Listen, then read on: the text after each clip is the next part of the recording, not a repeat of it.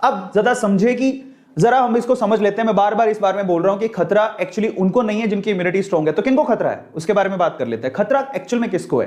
तो खतरा स्पेशली उनको है जिनकी इम्यूनिटी वीक है, जिनमें रोग प्रतिरोधक क्षमता जिनके शरीर की वीक है, वो हाई रिस्क पर है। इसीलिए अपनी इम्यूनिटी में बार बार बोला गया अपनी इम्यूनिटी पे ध्यान दो, अपनी इम्यूनिटी पे ध्यान दो। ऐसे पेशेंट इससे ज्यादा इन्फेक्ट होंगे।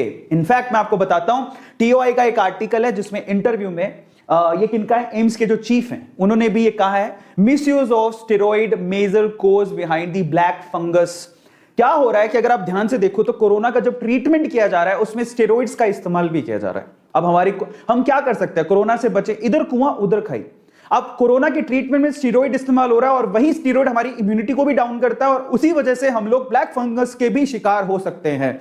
तो हम लोग इधर कोरोना से बचें तो उसके लिए स्टेरॉइड लेना पड़ेगा, स्टेरॉइड का ट्रीटमेंट है, अलग अलग तरह से स्टेरॉइड को लेना पड़ेगा। लेकिन अगर स्टेरॉइड लेते हैं तो उससे इम्यूनिटी डाउन होती है और अगर इम्यूनिटी डाउन हुई तो वहां पर ब्लैक फंगस का भी खतरा बढ़ेगा अगर हमने हाइजीन का ध्यान नहीं दिया तो, साफ सफाई का ध्यान नहीं दिया तो।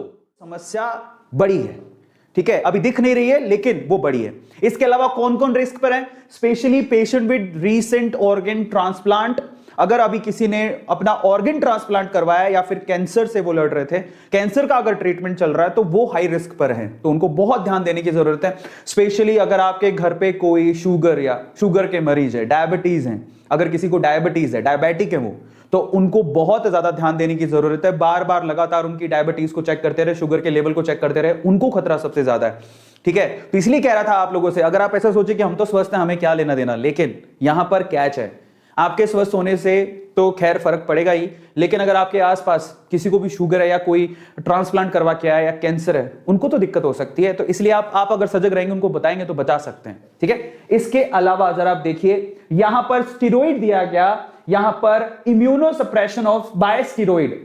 कई बार होता है हमें ट्रीटमेंट के लिए क्या करना पड़ता है, इम्यूनो सप्रेशन करना पड़ता है, वो भी स्टेरॉइड के थ्रू। लेकिन जो स्टेरॉइड ले रहे हैं बेसिकली उनको इसका खतरा काफी ज्यादा है। और इसके अलावा सबसे इंपॉर्टेंट चीज जरा समझिए, जो कोरोना की वजह से या किसी और वजह से जो भी है, सांस के संबंधी कोई भी बीमारी अगर आपको, और अगर आप हॉस्पिटलाइज हैं, स्पेशली कोरोना जो भी इस वक्त चल रहा है, ठीक है, वो जो एक रेस्पिरेटरी प्रॉब्लम है स्पेशली, अगर उस वजह से आप हॉस्पिटलाइज हैं तो वहां से भी आपको फंगस, ब्लैक फंगस होने का खतरा है, ब्लैक फंगस से इंफेक्टेड होने का खतरा है।